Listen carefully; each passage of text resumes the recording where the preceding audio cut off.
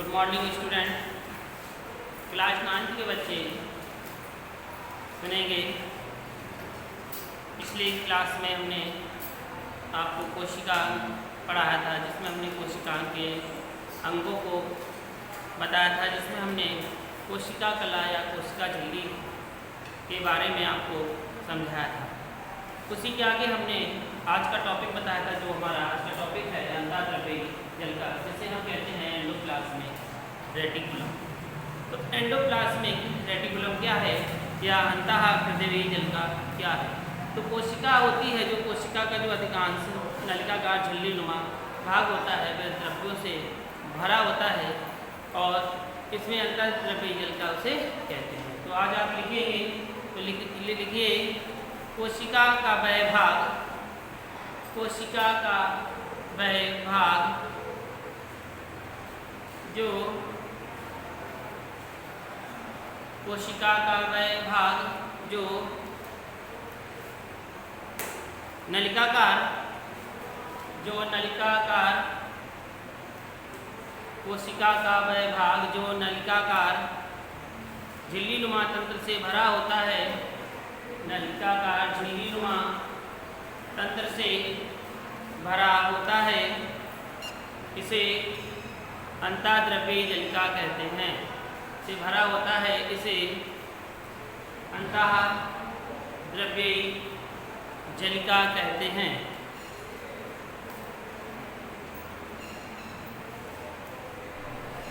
बाहर की ओर यह तंत्र, बाहर की ओर यह तंत्र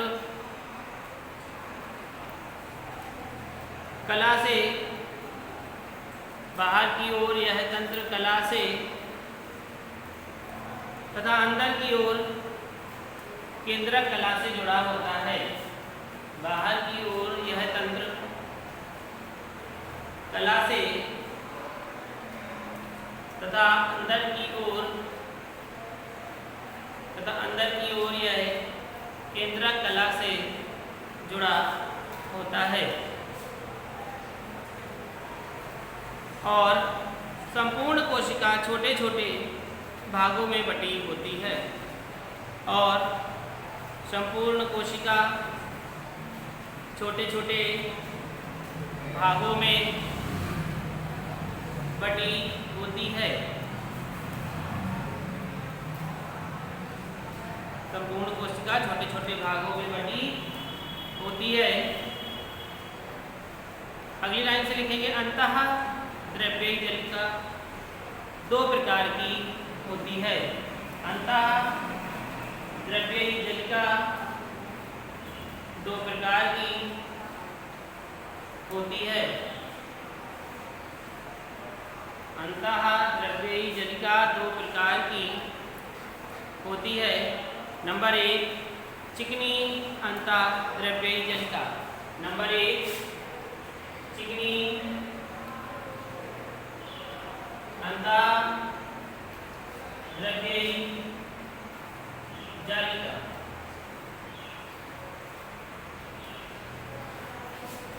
ये लिखेंगे चिकनी अंतःद्रव्यी जलिका। इसमें लिखेंगे इस जालिका की सतह पर, इस जालिका की सतह पर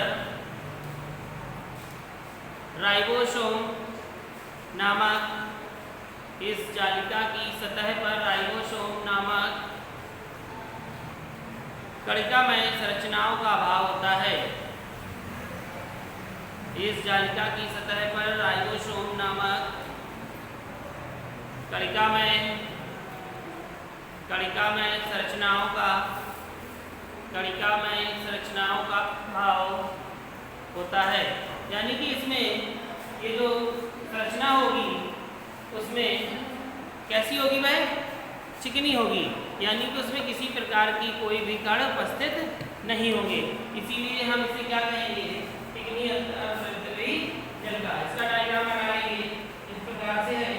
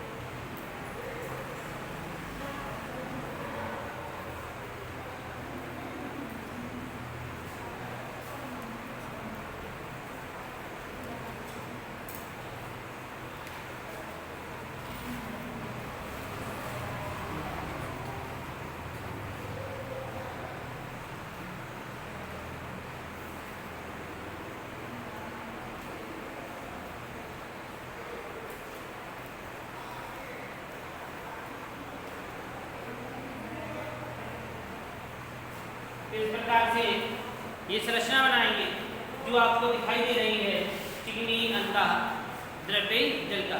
इसमें भी ये जो जालिका दिखाई दे रही है पूर्ण रूप से चिकनी है, इसमें कोई भी प्रकार के कण उपस्थित नहीं है। डायग्राम को आप बना लें। तो ये था आपका चिकनी अंतः द्रव्य जलिका। इसमें जो भी जालिकाएं आपको दिखाई दे रही हैं सभी चिकनी है, यानी कि जो भी इसमें इस जालिका की सतह यानी कि राइबोसोम जो नामक कणिकाएं होती हैं वह इसमें उपस्थित नहीं होते हैं, इसलिए इन्हें क्या हम कहते हैं, चिकनी अंतः द्रव्य जलिका। इसके बाद हमारी अगली हेडिंग है, देखेंगे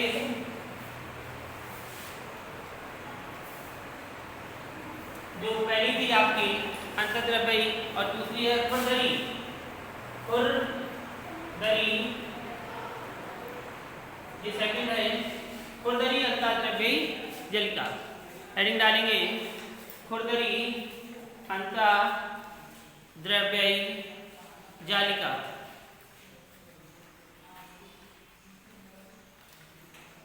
खुरदरी अंतःद्रव्यी जालिका क्या है, इसके अंतर्गत लिखेंगे, लिखिए, इस जालिका की सतह पर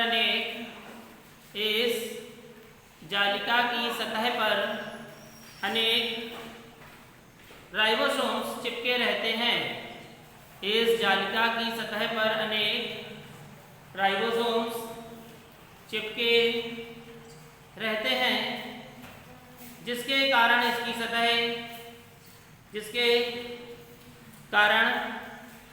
इसकी सतह खुरदरी प्रतीत होती है।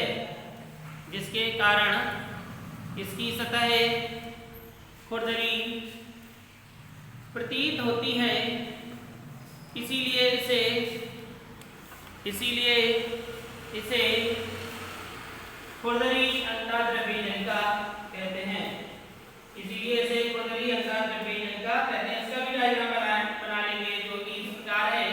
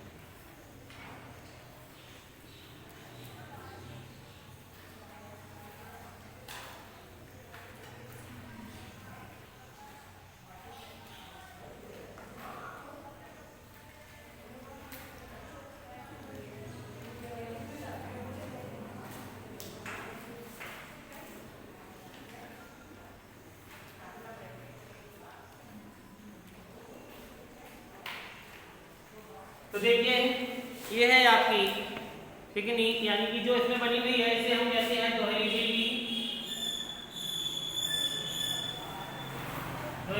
और इसमें जो ये आपको दिखाई दे रही है हमारे राइबोसोम, क्या है, राइबोसोम, जो कि चिकनी में उपस्थित नहीं थे, जो जो किसमें है, खुरदरी में उपस्थित है और ये हाथ से देखने पर वो बाहर से दिखाई देते हैं, इसलिए इसे हम खुरदरी अंतःद्रव्यी जलिका कहते हैं। जैसे आप बना लीजिए और इसका यही नाम भी है खुरदरी अंतःद्रव्यी जालिका।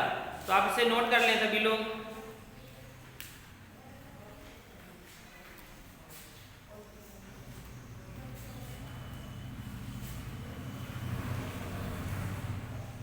बन गया सभी का। तो इसके आगे हेडिंग डालेंगे, जो हेडिंग है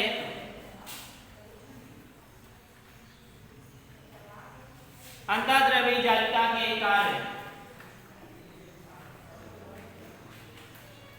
ये देखिए आपकी हेडिंग हो गई अंतःद्रव्यी जालिका के कार्य। फंक्शंस ऑफ एंडोप्लाज्मिक रेटिकुलम लिखेंगे, कार्य में लिखिए, पॉइंटों में लिखेंगे। सबसे पहला पॉइंट हमारा होगा यह कोशिका को सहायता देने के लिए, यह कोशिका को सहायता देने के लिए यांत्रिक ढांचे का कार्य करती है। यह कोशिका को सहायता देने के लिए यांत्रिक ढांचे का कार्य करती है।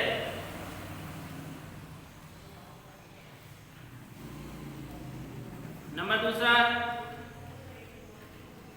बलयुक्त होने के कारण, नंबर दूसरा लिखेंगे बलयुक्त होने के कारण,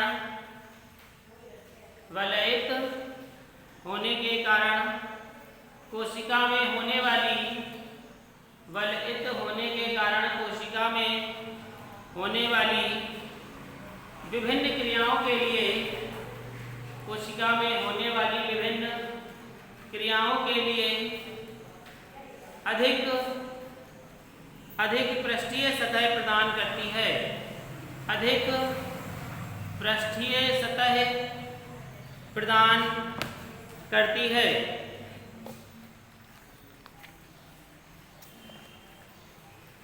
हो गया। थर्ड पॉइंट लिखेंगे,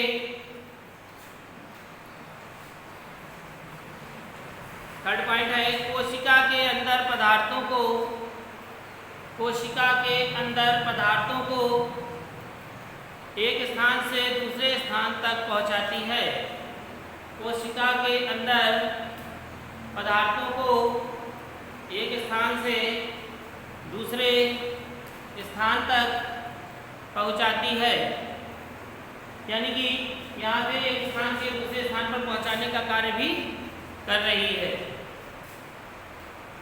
नेक्स्ट पॉइंट लिखेंगे कणिकामय अंतःद्रव्यी जलिका पर। अब देखेंगे ये कणिकामय है, इसे हम कणिकामय भी कह सकते हैं, खुरदरी भी कह सकते हैं।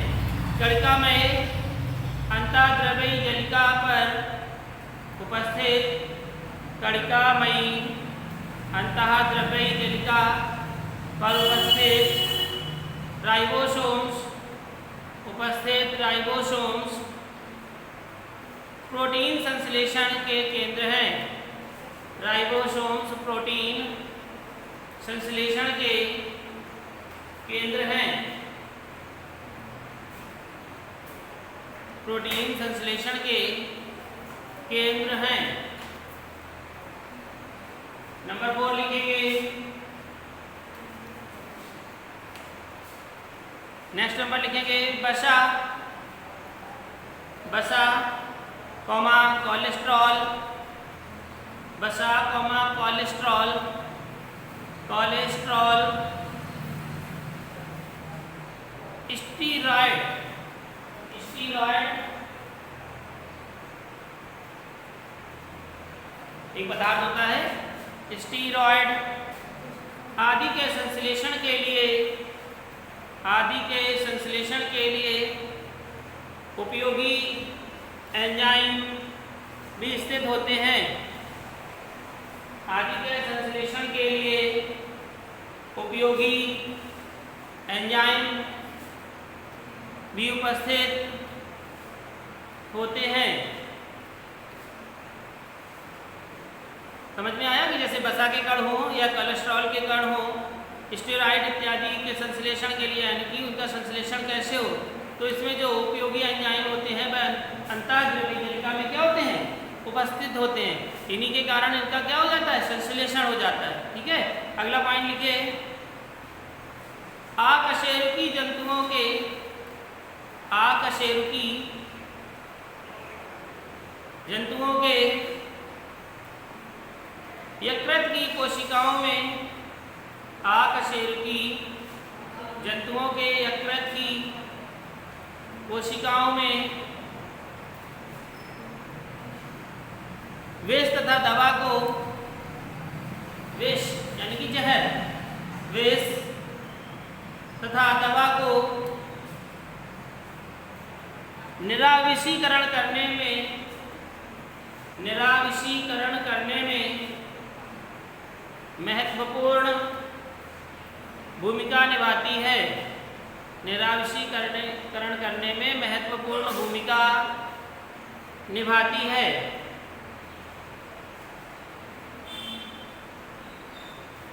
महत्वपूर्ण भूमिका निभाती है।